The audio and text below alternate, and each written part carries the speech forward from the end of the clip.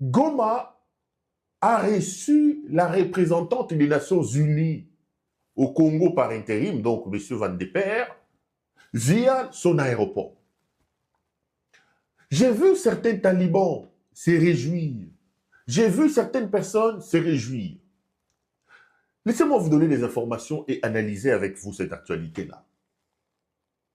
La première des choses, pour moi, cette ouverture, bien que ponctuelle et même pas totale, est un échec pour la FCM 23. Je veux m'expliquer. Vous connaissez que je suis quelqu'un de très honnête et je dis les choses comme je les vois et comme je les sens. Pour moi, c'est l'atterrissage de Mme Van de Peer à l'aéroport de Goma est un échec patent, un échec diplomatique pour la FCM 23. De un, quelle était la nécessité pour cette dame-là, pour la MONUSCO, de pouvoir obtenir absolument une entrée de la ville de Goma par l'aéroport international de Djili? Ce n'est pas la première fois qu'il y a des officiels qui rentrent dans l'est de la République. Généralement, ils atterrissent à Kigali, ils prennent la route, ils peuvent même prendre les lacs, etc. pour arriver à Goma. Mais quelle était la nécessité pour eux d'obtenir cette ouverture, réouverture même ponctuelle de cet aéroport-là? C'est la première question que je me pose et je vais essayer d'analyser avec vous. En réalité, la MONUSCO a joué tout simplement à la tricherie et à l'escroquerie. Parce que dans la configuration actuelle de la situation politique et militaire dans l'Est de la République, la MONUSCO n'est pas une partie neutre. Il faut que les Nations Unies les sachent. Et il faut que le peuple, notamment ceux de l'Est de la République, puissent les comprendre. La MONUSCO n'est pas une partie neutre dans cette guerre. La MONUSCO est une partie prenante à cette guerre. Parce qu'à un moment donné, je me rends compte, lorsqu'on dit les rapports des Nations Unies ont dit, les rapports des Nations Unies ont dit, le rapport des Nations Unies ont dit, parfois, on va s'écarbouter à ce que les Nations Unies disent, sans oublier que dans ces conflits ici, les Nations Unies sont partie prenante. La MONUSCO se calfeutrait autour de l'article, autour du chapitre 7. Parce que vous savez que sur une résolution du Conseil de sécurité des Nations Unies, l'ONU a fait passer le mandat de la MONUSCO du chapitre 6, je crois, vers le chapitre 7. Le chapitre 7 qui fait donc des unités de la MONUSCO, des unités combattantes, qui doivent non pas observer, mais imposer la paix.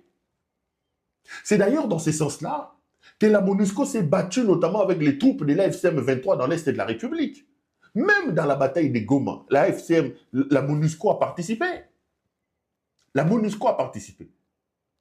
Ce cabron autour, ce calfeutron autour des chapitres 7 qui donne mandat à la MONUSCO et à ses unités d'agir comme des unités combattantes sur le terrain, la MONUSCO est donc une partie prenante à ces conflits parce que la MONUSCO se tire dessus avec les éléments de la FCM 23.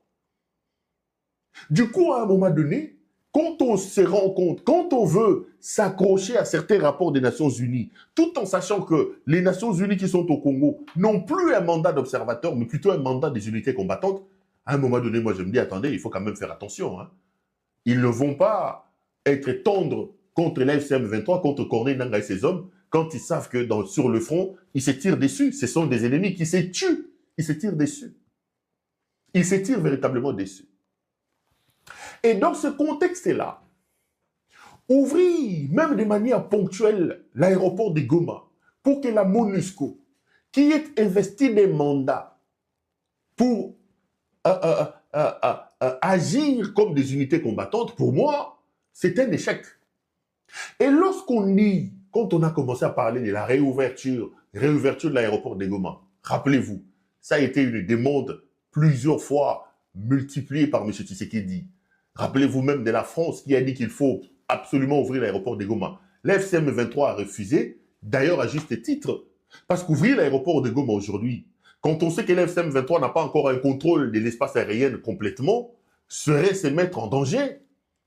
Et lorsqu'on dit que l'ouverture de l'aéroport de Goma se fera sous la bénédiction de la MONUSCO, on ne peut pas croire à la MONUSCO dès lors qu'on sait que la MONUSCO sur le terrain intervient militairement. Intervient militairement. Ça, les choses doivent être clairement dites.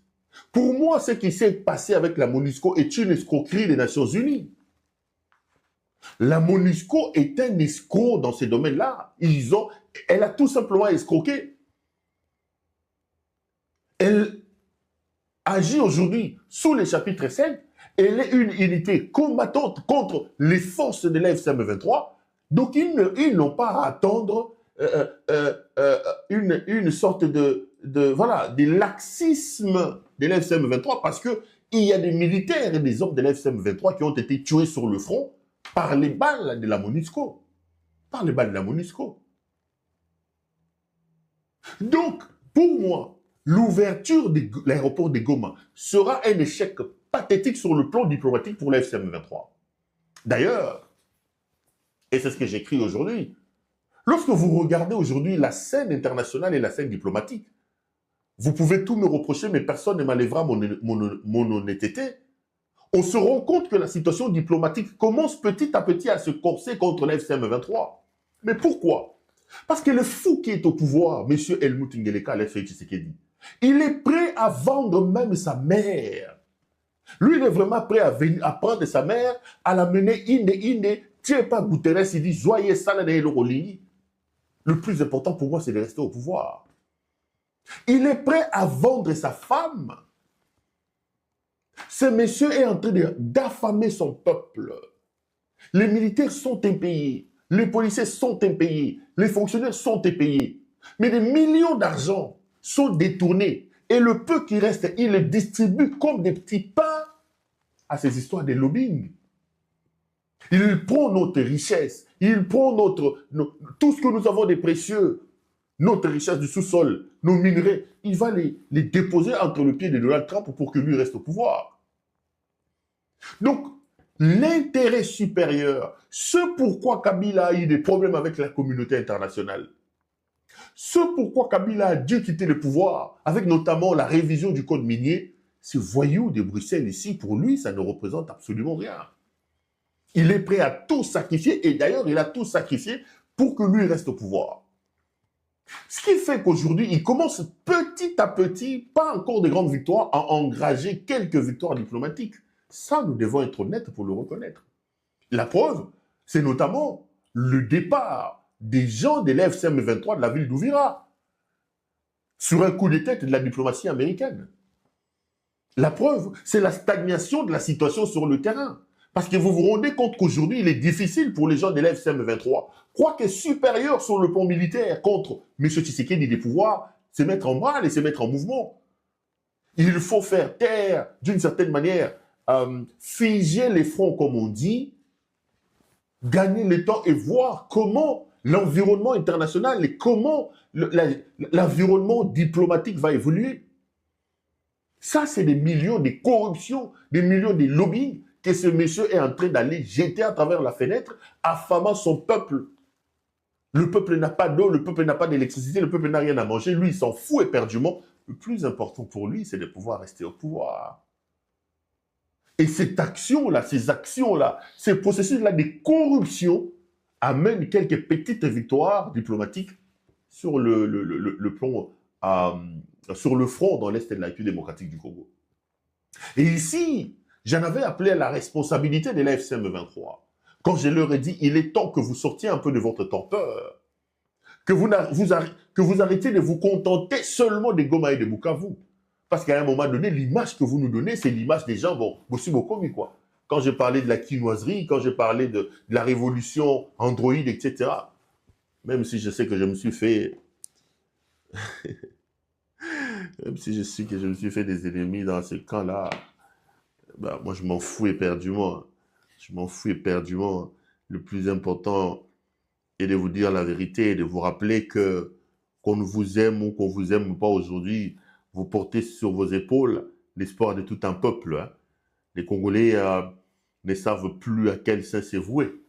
Les gens vous regardent. Les gens n'aiment pas Félix Tshisekedi. Les gens ont compris que la seule voie, la seule issue que nous avons par rapport à cette situation, c'est de prendre les armes et d'utiliser la force pour aller neutraliser M. Tshisekedi. Et c'est vous qui avez cette force-là. Donc, à un moment donné, il faut que l'on vous remonte un peu les bretelles de temps en temps pour essayer de pousser, non pas parce qu'on ne vous aime pas, parce qu'on vous aime et qu'on a besoin que les choses se fassent encore un peu plus, selon les règles de l'art et que les choses se fassent correctement. C'est comme ça qu'on le rappelle. Donc, il est temps que l'MCM23 aussi réfléchisse sérieusement pour que de son intelligence sorte aussi un rayonnement diplomatique des natures, même si on ne peut pas basculer la situation, mais des natures, à faire entendre la voix de cette force à l'étranger. Parce que je l'ai dit lors de ma dernière émission, malheureusement, sur le plan diplomatique, l'FC est couvert par...